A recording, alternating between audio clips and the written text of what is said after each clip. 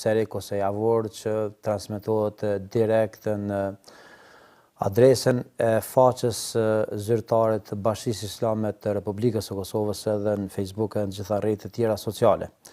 Me qenë se me profesorin e nderuar Mustafa Mendeja Vollin, ju kemi qasë këtyre tema që kanë bëjnë me ecurin me rrjedhën e jurisprudencës islame në veçanti, ndaj dhe kemi folur më herët në emisionet të tjera si ka mbretnue koha e sistemit të shpjegimit të fesë ose të jurisprudencës islame edhe në kohën e pejgamberit alayhis salam edhe të gjeneratës tjetër të shokëve dhe gjeneratës pas shokëve të pejgamberit alayhis salam që faktikisht ende nuk e kemi shpjeguar qartësisht sepse do të vjen radha edhe asaj gjenerate për të folur më detajisht. Me qenë se kemi ardhur me shpjegimet profesorit nderuar deri tek Kufeja, një qytet në Irakun që është edhe të sodëm dhe temën e kemi publikuar që do të jetë pozitja e Kufes si vatër e shkencave islame. Dhe të nderuar shikues, neve ju njoftojmë që pjesa e parë e misionit është një trajtesë që e bën profesori i nderuar me pyetjet e përzgjedhura, ndërsa pjesa e dytë është rezervuar me pyetjet për gjithë juve që dëshironi të qaseni këtyre tema për çdo lloj shpjegimi.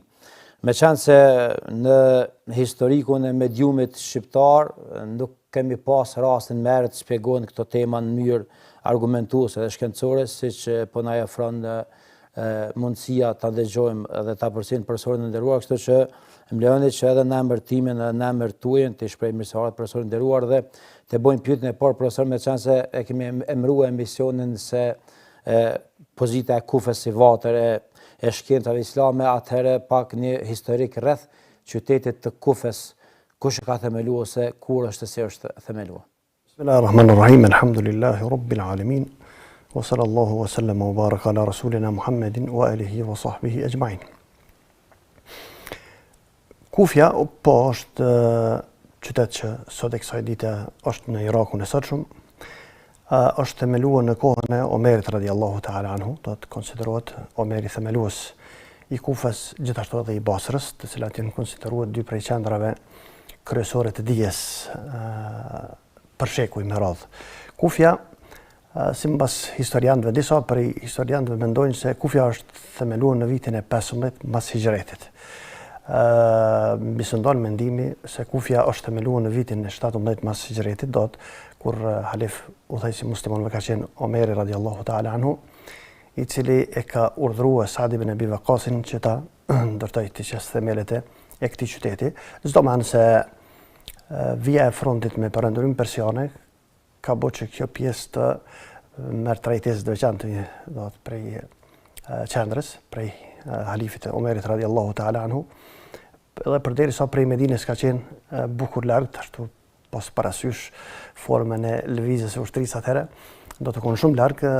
Omeri radiallahu ta'ala anhu ka vendosur që në afërsi të Kufirit, i cili është ka përshkuar ose ku zakonisht janë zhvilluar betejë në një kohë pak më të vogla, derisa ka ardhur ajo betejë e madhe e Kadisijës, ku përfundimisht gjithashtu gjatë udhëheqjes së shtetit prej Omerit radiallahu ta'ala anhu, muslimanët e kanë mposhtë perandorinë më të madhe të kohës, ose njërin prej dy perandorive më të mëdha të kohës, perandorinë persiane. Kështu që si rezultat i këtyre qyteteve, themelim këtyre qyteteve praktikisht ka qenë edhe po me e shlirue një vend dhe me nënshtruar një pushtet që një qeveri që ka qenë një mbretëri që ka qenë mbretërive më zullumçare gjatë historisë njerëzore. Po neve pra intereson Kufja, qyteti i Kufës do të është themeluar parafërsisht në vitin 17 hijri. Kur Omeri radiallahu ta'ala anhu e ka urdhëruar Sa'd ibn Abi Waqqasin, dhe Sa'd ibn Abi Waqqasi radiallahu ta'ala në të njëjtën kohë ka qenë edhe udhëheqësi i parë i këtij qyteti. Do është njëri prej sahabëve që e themelues dhe udhëheqësi i qytetit. Kufja prej ditëve të hershme të para, ajo që e ka është shquar me te është konë numri i madh i sahabëve, i shokëve të pejgamberit alayhis salam. Kjo është e ditur në aspektin historik se mas vdekjes së pejgamberit alayhis salam Neve gati nuk kemi shumë numër të vogël se heq fare në Mekë dhe në Medinë. Do të Hijazi atër shumë, brendësia Suedesës arabike, në një farë mënyrë sahabët janë ata të cilët kanë qenë mësues balë ushtarët më të shquar që praktikisht kanë hapur rrugën e shërimeve të anëkon vendeve dhe në njëjtën kohë u kanë mësuar dritën e islamit popujve të cilët praktikisht kanë hyrë rishtas në islam. Ajo që neve na intereson e që i kemi dhënë theks veçantë Kufes është se në literaturën që zakonisht mësohet, po them në ato akademike në për fakultetet dhe universitetet anë e botës, normalisht, ku nuk udhëheqet institucioni caktuar pej medhebit Hanefi, zakonisht kjo pjesë e historiku të zhvillimit të shkencave islame, ose lehet në nhije, ose trajtohet kalimthi, po në vazhdimsi jepet në spikam, vendohet një rezultat i gabuar në fund.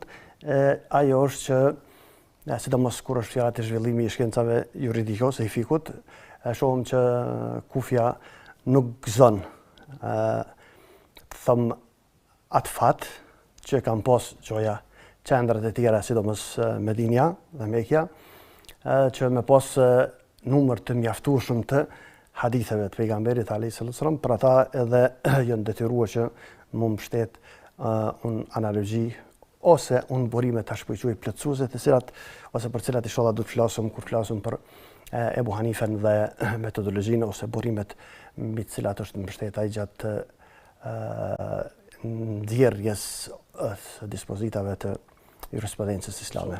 Në qartë se profesor ne po i hapëm rrugë faktikisht në emisionet e radhës që të flasim edhe për themelimin e shkollës Imam Ebu Hanifes, medhebit ton, drejtimit ton që përkasim me neve si musliman, por me qenë se përmendet si qytet që është themelu me urnin e Omerit, Zotit që të ngashëm me të.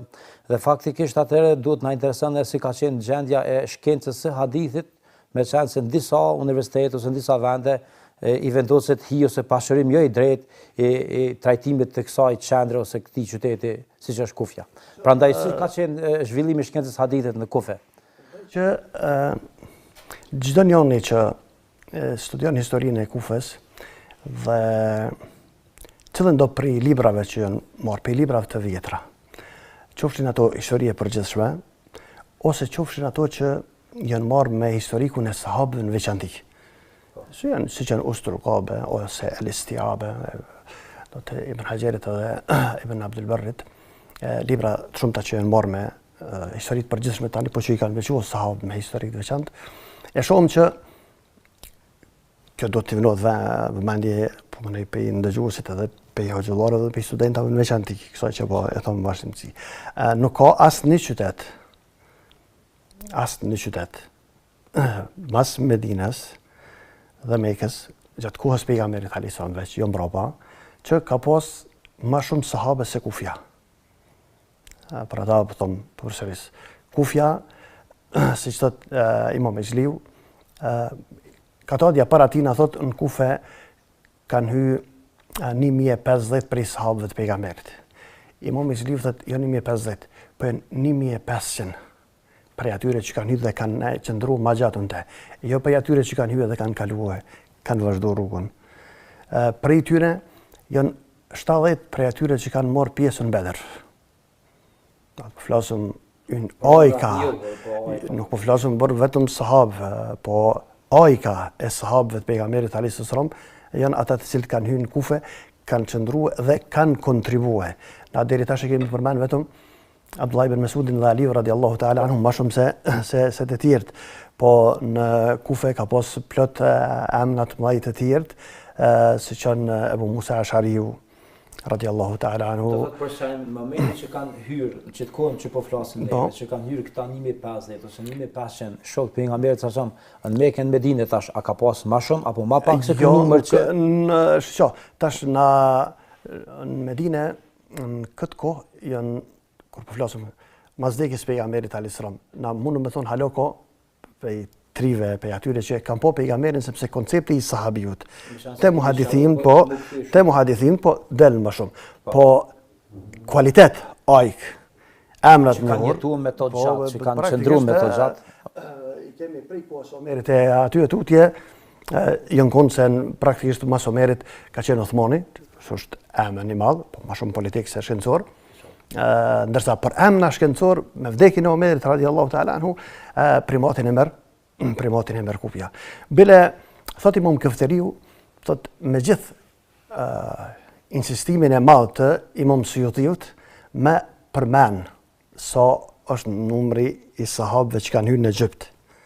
Se tash Suyutiu është ka qenë i Egjiptit, Egjiptas dietar, Imam Suyutiu, imam i shoqër, dietar i madh, imam shumicën e shkencave islame, po. Dhe normalisht kur i është rek një çështje, për arsye se ka qenë detin shumicën e shkencave islame, ja ka dhënë hokun me bo Imam Suyutiu, me studiu çështjen e caktuar, në farë mënyrë e ka prek fundin e çështjes. Aq interesum u shkon. Edhe i thellum. Po, e thellum po. Në këtë çështje është marrë në mënyrë specifike me këtë çështje. Dhe numrin kam rrime me i përmend deri në afër 300. S'ka mujt me te i kalu 300-shin. Gjithashtu interesuar do të edhe ata emna, por do të na kemi pak për tyne, se Amr ibn Lasi, mesani që janë emnat maja, do të krejt janë tani e Medinë. Po flas për Egjipt. Ja, për Egjipt. Për Egjipt, po. Do të krejt Egjiptin, na po flasëm as 300 s'ka mujt me i bo.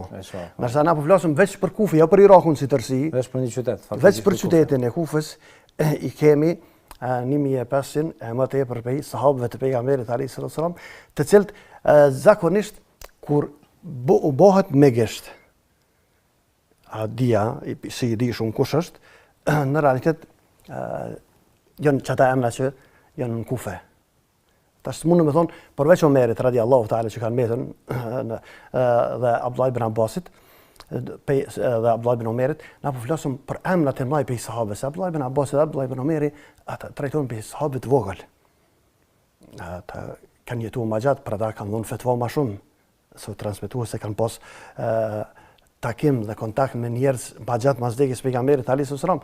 Abdullah ibn Abbas mundem me thonë 8, 9, më shumë që është përmendur është 12 vjet.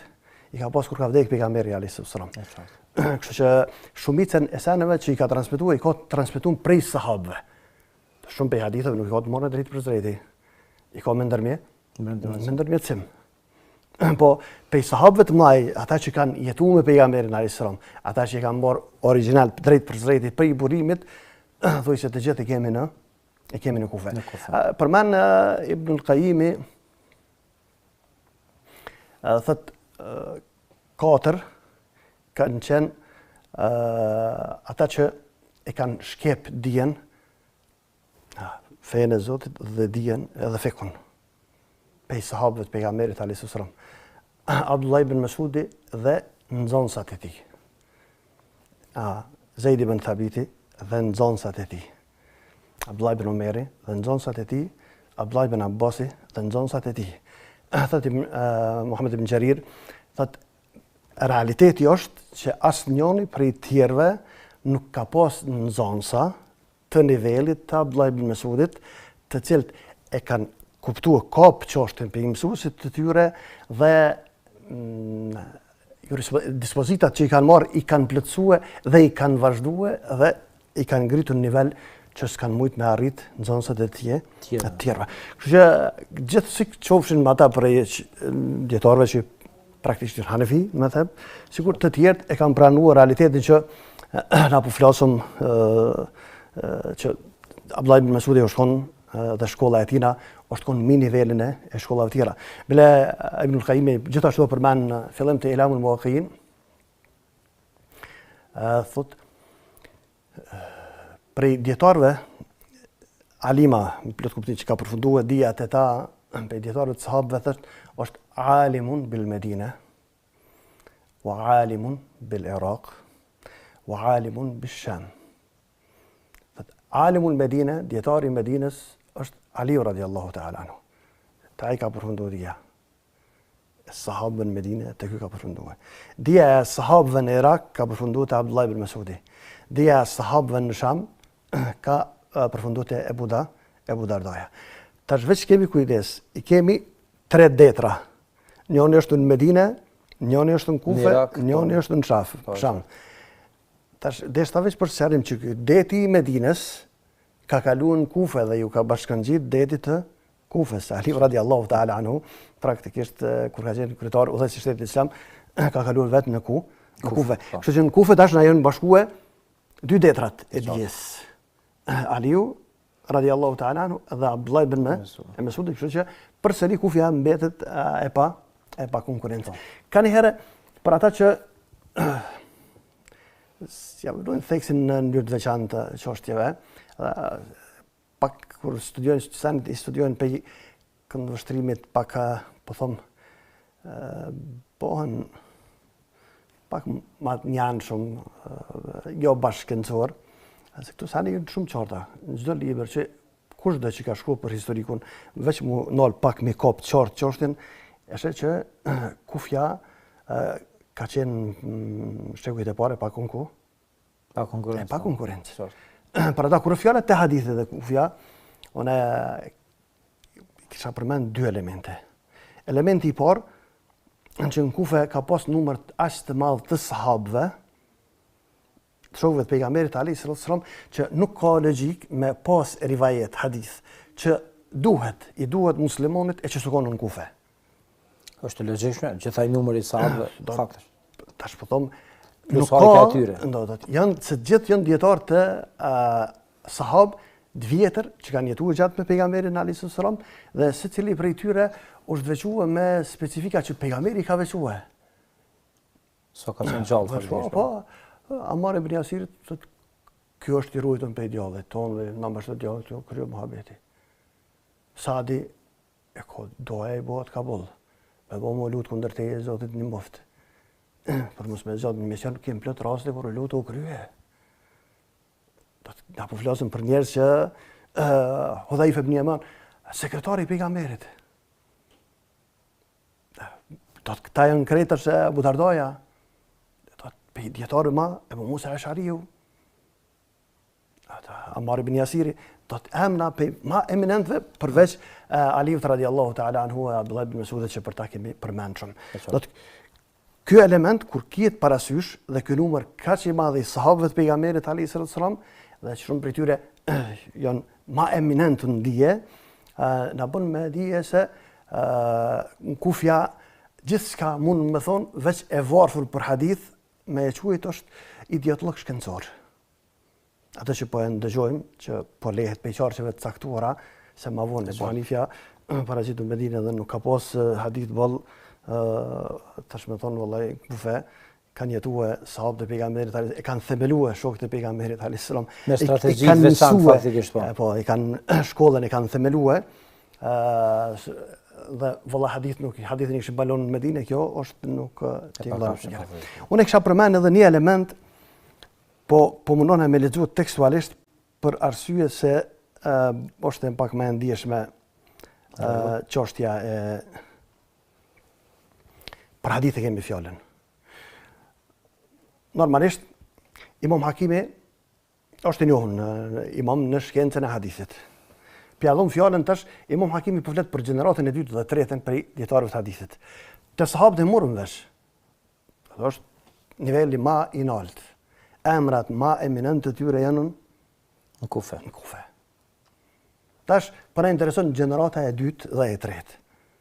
Pse këto s'po na intereson tash praktikisht këtu e kemi Ebu Hanifen. Të shohim çush e kanë trajtuar dietarët e mëdhej të hadithit Kufen. Dhe çfarë pozite ka pas Kufja te ata në fushën e hadithit. Ja dhon fjalën Imam Hakimit. Imam Hakimi e ka një libër për ata të cilët don me u sigurue, fjala është për librin Ma'rifat Ulum al-Hadith, që ka shkruar Imam Hakimi.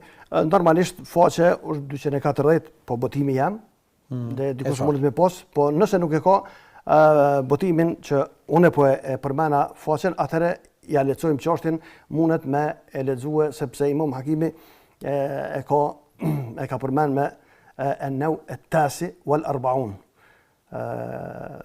kategoria lloj i në 49 pe shkencave të hadithit që duhet me i diti, i ka përmbledh dijet edhe shkencat edhe bazat e shkencës së hadithit në librin që e përmenëm, dhe këtu e ka quajtur kështu.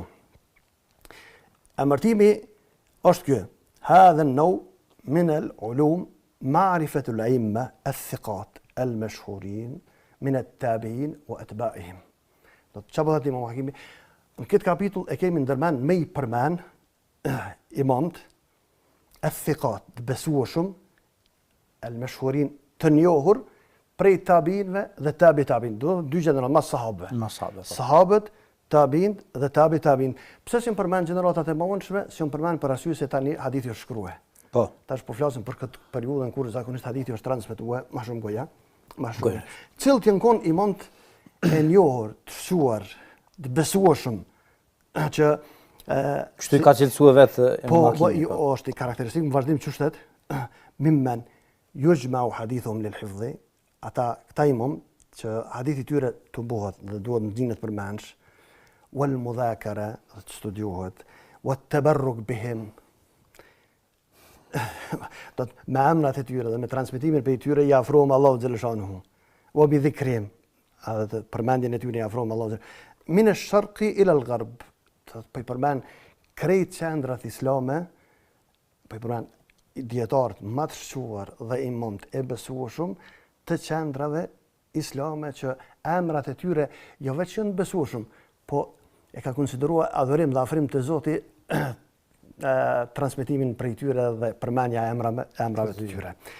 Cilët janë këta? Ja nisëm i përmend qendrat që po na interesojnë neve. Pej dietarëve që kanë rri këtë nivel unë Medinë, Imam Hakimi i përmend 40 transmetues. Imam të njohur, të veriqetshëm, trongut, që Imam Hakimi i ka cilësuar si dietar i hadithit. S'është Hanefi. Ka cilësuar që në Medinë janë 40. Mirë, thom, hajde kalojmë në Mekë, kalon Imam Hakimi në Mekë, dhe thot, unë Mekë të këtij niveli prej dietarëve të hadithit, imam besueshëm, po të tabiinëve dhe të gjeneratës parë dhe dytës, dytës dhe tretës janë 21 transmetues. Do të në Medinë kanë 40 transmetues të këtij niveli. Unë Mekë janë 21. Kur vjen te Kufja, thënë ndërsa në Kufe janë 201 të këtij niveli. Në Medinë kemi 40. Në Mekë kemi 21, do t'i kemi 2 atë bashkë i kemi 61. Ndërsa vetëm në Kufe, të këtij niveli janë 201. Mendoj që ai që flet për hadith dhe Kufja si vatër e shkencës së dijes së hadithit, për mos pozëruar se na mund me përmend mendimet Buhariut dhe të tjerëve, asnjë dietar i hadithit nuk është konsideruar dietar nëse nuk është shkuar me mësuar hadithin në Kufe. Po logjikisht që thaj numri i madh i sahabëve dhe ai ka do na asnjëri prej imamëve të mëdhej që ka bëu me gjerë që është imam i hadithit nëse nuk ka shkuar me mësuar hadithin në Kufe. Kështu që do të sa i përket hadithit kemi dy elemente. Elementi i parë është praktikisht që numri i sahabëve në Kufe është aq i madh saqë nuk ka logjik me mungue pjesë të sunetit. Absolutisht. Dhe nën dy ka kaluar dija e tyre, do të kanë dhënë kontribut në atë formë, saqë gjenerata e dytë dhe e treta, ata që kanë mësuar prej sahabëve dhe ata që kanë mësuar prej këtyre që kanë mësuar prej sahabëve, nuk kanë konkurrencë as në cilësi e as në sasi në asnjërin prej qendrave islame, duke përmend Medinën edhe Mekën. Mashallah. Atë që sa i përket shkencës së hadithit. Profesor, me çan se ju jeni edhe i fushës së fikut, atëherë edhe po shpjegojmë këto emisione për fikun, për jurisprudencën islame dhe do të ishte një interes i veçantë për me ditë se si ishte zhvillimi i shkencës së fikut në qytetin e Kufës. Si ka evoluar, si është organizuar. Mirë, tash Abdullah ibn Mesudi na kemi thonë që ka themeluar tash Abdullah ibn Mesudi dhe Aliu radiallahu ta'ala i kanë mënuar themelet e shkollës së Kufës. E qartë. Ndërtesën ato e kanë ndërtuar Abu Hanifja dhe nxënësat e tij. themelet i kanë qitë sahabët. Nuk ka dyshim. Për me të regu se edhe në fushën e fikut, kufja ka qenë pa konkurencë. Ka një herë, pëthom, me po vetëm reshtat sasin, ja dhëmë fjallën Ibn Qayyimit, Ibn Qayyim el-Gjauzije, besoj është ma i besueshëm për ata që pëthom se për na kritikojnë, fiku i kufës është i pa bos, dhe kufja kishë pos fukarallakun. Në hadith. Në hadith edhe në shkjetës, po si të ka në hadith, këtë shkjetës të tjera dolin dvorfuna. Kjo është diçka normale, apo më rëshë. Në fillim të librit Ilamul Muwaqqi'in, se të që e ka, s'ka nevojë me gjetë faqet heq. Na po flasim për fillim. Ibn Qayyimi përmend dijen e sahabëve, që është për hap. Dhe fillon me i përmend el-muftun. Ata që kanë pas drejt me unë fetfa. Do të dietarët e rangut që janë përgjigje. Kanë pas kapacitet më dhon përgjigje për çështje fetare dhe juridike.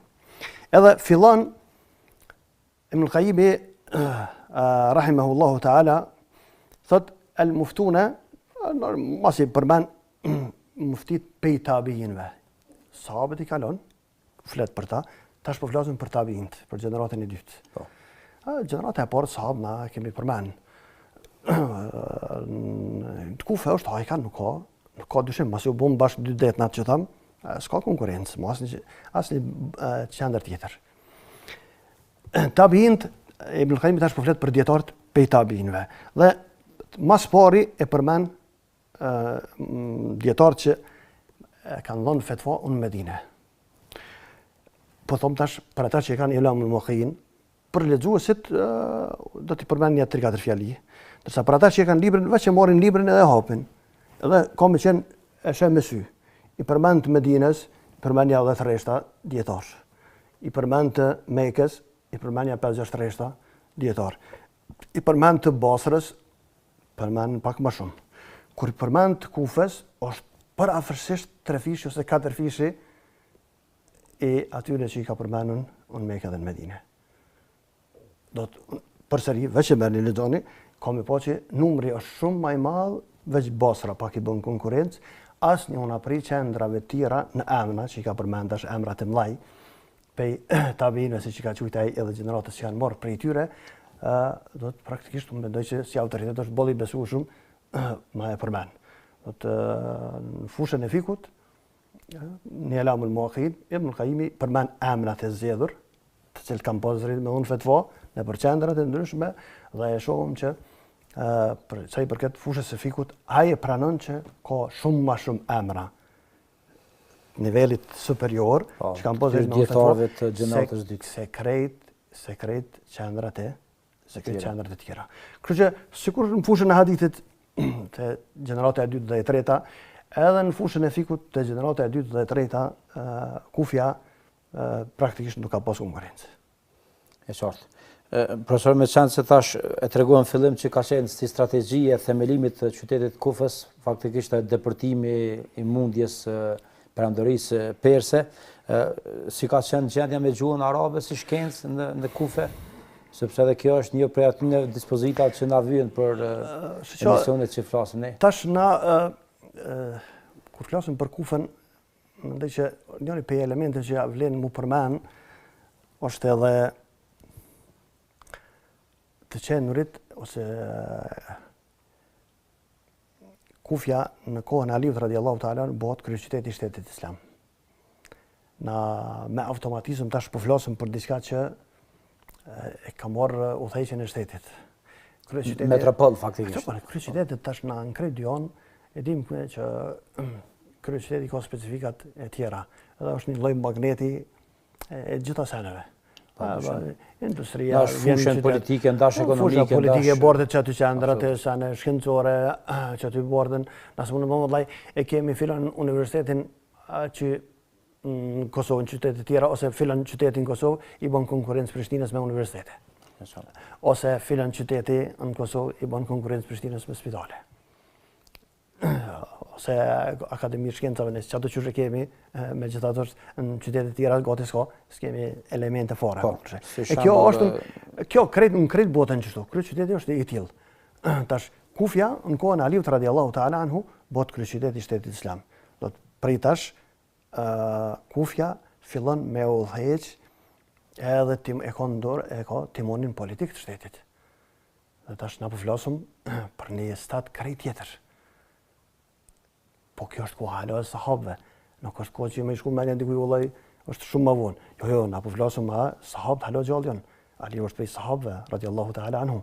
Ka vdekur në vitin 42 Hijri. Na po flasim për pjesën e parë të shekullit të parë Hijri. Po.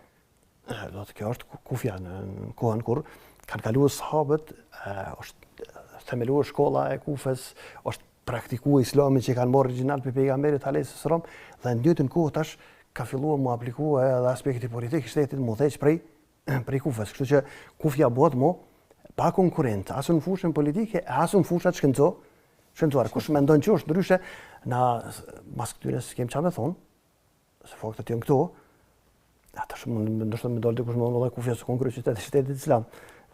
Po ai bën sikur më thonë Hazreti Ali s'ka ekzistuar. Po mërë që, ose sikur më thonë valla Abdullah ibn Mesudi, s'është për ima që kanë thonë që pejgamberi kanë me pejkujna me marrë koronën, pej 4 parë në Abdullah ibn Mesudi. Valla s'ka thonë pejgamberi, tash nëse është për atyre që besoj rivajeteve dhe haditheve në del që është një anti-sunetist i madh. Për ata s'ka dilemë rreth kësaj çështje. Kufja është në këtë kohë kryeqyteti i shtetit islam. Për ata i ka krejt favoret që i ka një kryeqytet. Dhe prej këtu ka lulëzuar çdo gjë më shumë se krejt qytetet e tjera. Ata mundon me thonë Medina në kohën e pejgamberit alayhis salam krye muhabeti çashtu është kon. Po mas kohës së pejgamberit alayhis salam Mekja kryeqyteti i shtetit islam. Po Mekja asnjëherë gjatë historisë islame nuk e ka pasur udhëheqjen e shkencave islame. Krejt dietar që janë kunin arracak, që në haxhi me që sa lesane. Kjo është realiteti. Sot e kësaj dite, Mekja, s'mundu më thonë vëllai, dikush, me dinë kanë themeluar Universitetin Islamik, po ju është kthye. Aty ku ka studiuar. Po. Ndërsa për ndryshe, na dim që është Ummul Qura në Mekë. Po gjithë kam në hije, krejt pak e dinë që ekziston si universitet. Pse praktikisht ka pas për dietarëve të huaj që kanë qenë si profesor aty, që Mejdaniu ka qenë njëri prej dietarëve, Abdurrahman Hamdan el-Mejdani, rahimahullahu ta'ala, ka vdek, ka qenë Muhammed Kutubi, ka qenë Muhammed Ghazali, ka qenë një numër i madh i dietarëve plejadës. Po që kanë shërbyer, po sepse atëherë ka pas mungesë për profesora në Arabinë Saudite. Po ajo që po na intereson është se në Kufe do të kemi si elemente përmenda qëllimisht që do të edhe elementi politik është ai që ka ndikuar sepse tash e kemi kryeqytetin e shtetit islam. Si të themi, është kryeqyteti i shtetit islam, atëherë dim që konkurenca prej qyteteve të tjera është pak e vështirë me një bose, kështu që edhe në aspektin e hadithit, edhe në aspektin e fikut, edhe në aspektin e gjuhës për që vete, Kufja s'ka pas konkurencë si udhëheqjen arabike. Kone ka pas konkurencë, e ka pas Basrën, Kujshin, me atë që janë themeluar bashkë, ka themeluar Omeri. Për ata, në gjuhën arabe, si të janë në sintaksën morfologji, janë 2 shkolla. O shkolla e Kufës, dhe shkolla e Basrës. So e konkurencë. Qëtu konkurenca në mes dyre. Ndërsa, s'ka më thënë vëllai, shkollë gjuhës arabe, shkolla e njoftën e Shamit, ose e Egyptit, ose e Medines, ose me kjo, jo. Praktikisht, gjithë e ke, kalë l-Basrijin, o kalë l-Kufijin. Kanë thonë djetarët e Basrës, gjuhëtarët e Basrës, dhe kanë thonë djetarët e gjuhës pej Kufës. Për ata kemi, gjithashtu, njëna prej 2 shkollave të gjuhës arabe ma eminente, që ka në kontribut ma shumë të gjuhës arabe, rujtjes së saj dhe zhvillim të saj, sidomos rrafshin e sintaksës dhe morfologjisë e këto tjerat, praktikisht e kemi në Kufe. Përsëri, po do të jo vetëm shkenca fetare në Islam, po edhe në shkencat e gjuhës e shohim që është e pa konkurencë. Me qenë se profesor neve jemi ka shkoqitim këto themelimin dhe zhvillimin e shkencave kryesore fetare dhe islame në qytetin e Kufës, mos të anashkalojmë edhe shkencës së leximit Kuranit, me qenë se tash për me vund pa me shkëqit këto farë temash, se për ndryshe po djeta shqeqarë gjithaj shok i pejgamberit alayhis salam atë nuk është anashkaluas leximi i Kuranit, sepse ka qenë më tërkohë kryeqytet i asaj kohe. Leximet e Kuranit janë interesant. Është një shkencë e veçantë që normalisht të na gati së fare, se kemi shumë pak specializuar në literaturë heq, po të specializuar gati kemi tash më dhënë dy. Nuk besoj që tash për ditë po kryen ndjem të ri, alhamdulillah, tash ka dikush që nështë e ka kryer tash fakultetin e Kuranit e qeune se di që është, po me që datë nuk i kemi pas. Të në arroset zbesoj që kam rri 3-4 studios që kanë studiuar dhe kanë kryer fakultetin e Kuranit dhe që i njohin si përfaqësisht o pak ma thellë leximet e Kuranit. Kjo është mirë më sharu, profesor, sepse tek çështjet e sahabëve, ti e përmende, por na vazhdimisht se imam, se ligjerues në xhamia veç e transmetojmë hadithin ka thonë filan shoku. Mirë po te veçohesh shumë mirë disa herë që i dallove, do thot ata dietarët që në shue në kohën e shokët pejgamberit alayhis do thot ka ma thjesht, po ka ata që janë konë ai ka dhe që kanë pas dituri.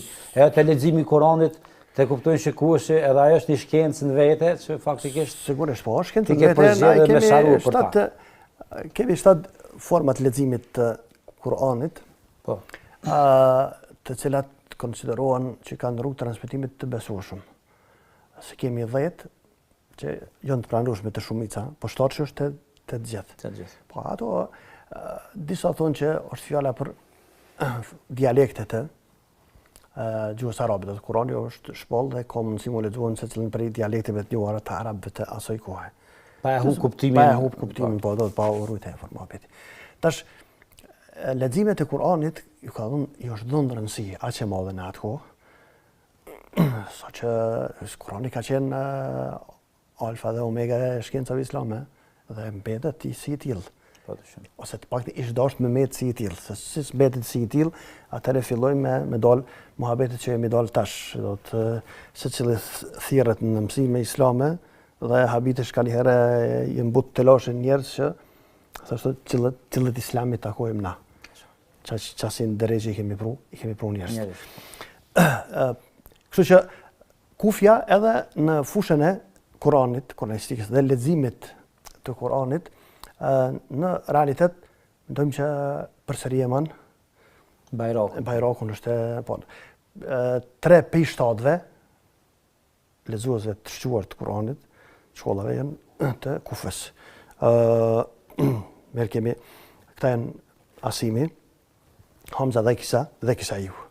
Janë 3 prej 7-ve janë të Kufës. Janë të Kufës. Do të shumica e qendrave se kanë askanjo.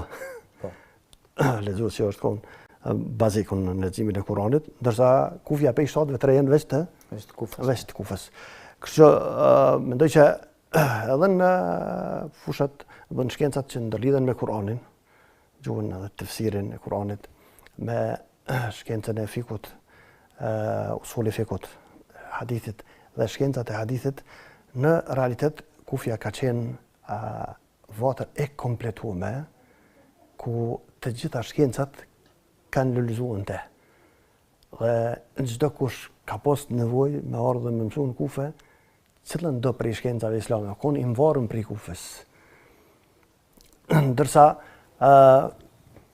kufasit praktikisht, sidomos në këtë periudhë, kam pas pak nevojë me dalë me mësuar prej të tjerë. Normalisht, fusha e hadithit është konë ka pas karakteristikat veçanta sepse dietari i hadithit është mundue ose ka bot pamundshmen që me e shkurtue vinë mes tij dhe pejgamberit. Dhe kur ka ditë një hadith që ka transmetuar nëpërmes dikujt, filoni prej filonit. Dhe ai filoni tjetri është gjallë dhe ka mundësi me e takue, ka bot pamundshmen me shkue edhe me fshin ndërmjetësuesin mes tij dhe atij tjetrit që me konë sa ma burimor. Me shkutu një halk. Edhe një halk, edhe sa ma burimor. Pra ta shumë prej dietarëve hadith e kanë konsideru krenari këtë çështje. Sa hadithe i ka me rrugë të shkurt. i thënë thulathiyat ose rubaiat. Do të praktikisht nëse kam rri që të shkom premi në shekullin e tretë, dikush prej imamëve me pasën mes tina dhe pejgamberi 3 ose 4 transmetues, ai ka qenë premi.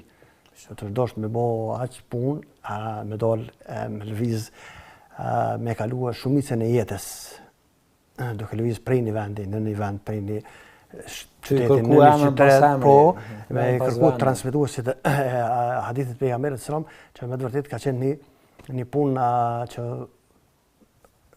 bajegi sot nuk besoj që kishëm mujt me e bo. Tash me kushtet e tanishme që i kemi, ka njëherë po me këtë vullnetin që kemi tash, me këtë pasivitet që fatkesisht është e kërkuesit e dijes në këtë kohë, nuk besoj se na po pritojmë me qelë kompjuterin me ondo, tash që të ditë ne kemi kompjuter. Me 3-4 komunda, dhe sëmë 5-6 komunda më rrim taj, edhe që ato pritojmë me bo. Nërsa i për me na pru neve me onë këtë dërezin këtë shkollë që na mi posë para vetës, do është ka njerë për i Bagdadit me shkua në Sham, ose me shkua në Medine, ose me shkua në Samarkand, ose të shpon në Kazakistanin, në Tajikistan, ato shumë perfekte ka qenë me posë shkolli dhe deve ka qenë ka njerë, po ka njerë ka qenë i gëzuar i knoqin kure kanë pranu me konë pjesë e një karavanit, se konë pak ma e sigurt udhëtimi, edhe ka ditë që me dekë selon unë e se pëndyshe ka qenë problematike udhëtimi, ka qenë problematike të shtyrit, gjatë rrugës, pirja, ujt e gjashme, gjë që kanë delë aq mund, sa që me të vërtetë që Allah ishë problem, se jo në konë prej atyre që kanë ndihmue që të ruhet sunetit dhe të përcjellet tek gjeneratat lekterit e neve. Po, fanbet shumë, profesor. Atëherë, me kaq për përmbyllëm për sot, zotë Shoblej, profesor, për të sharime. Në emision e radhës do të vazhdojmë, inshallah, me spjegimin me kom edhe, tash po kallëzoj për i toshit, është një pikë që fatkesisht e studiuesit e islamistikës të na, shkencave islame, që në ndërlidhet me temën e sërshme, se tash na u mundu me sqarua që në Kufe, në qytetin e Kufës, Kufja si vatër e dijes për hadith ka pas mjaft. Përveç që tash me synimet caktuara, jo të mira, gjithare, s'ka dyshim, është tonë që në Kufja ka qenë e varfër, s'ka pas hadith. E burë veç që është e kundërta. Si rezultati kësaj, na do të mundohem me sqaruar në javën e ardhshme, inshallah, ndoshta dy çështje nëse kem kohë. E para, ndarja gjeografike në mes shkollës së rrejit dhe hadithit, ahlul rrej dhe ahlul hadith, do të jo saktësin, ose jo e vërtet realiteti, kjo çështje është gabim, kjo ndarje, dhe e dyta, padrejtësia e madhe që Hanefit janë quajt në kuptimin ahlul rrej për shkak të mungesës së hadithit. Po do të jenë pasues të mendimit të lirë që shpumunohen me e qështu që s'ka lidhje me realitetin dhe të vërtetën. Faktikisht kështu njolloset edhe prandaj po i çosën. Po, për ata do të mundon, do të me sqaru këtë çështje, me pa që kush është i pari që e ka bërë këtë ndarje, ahlul hadith dhe ahlul rrej, cilat ka qenë prapavia, edhe cilat janë rezultatet tash të kapshme, dhe njëjtën kohë kur e kanë bërë këtë ndarje, janë munduar që me bëjnë ndarjen gjeografike të shtrirjes, që përsëri kanë bërë gabime që fëmija nuk i bojnë. E që neve do të mundohem me sqaruar që s'ndron asnjë hona asnjë, as tjetra, ato inshallah do të mundohem me bë në trajtesën e radhës vallahu. Shumë falënderit profesor i nderuar, zotë Shoblej, dhe ju shikues të nderuar, meqense ishin këto minuta me neve ju njoftojmë që faktikisht emisionin e radhës e kemi pa ashtu të njëjtën kohë të njëjtën e ardhshme nga ora 17 pra pasdite deri më atëherë ju lejmë në mëshirën e Zotit. Wassalamu alaikum wa rahmatullahi taala wa barakatuh.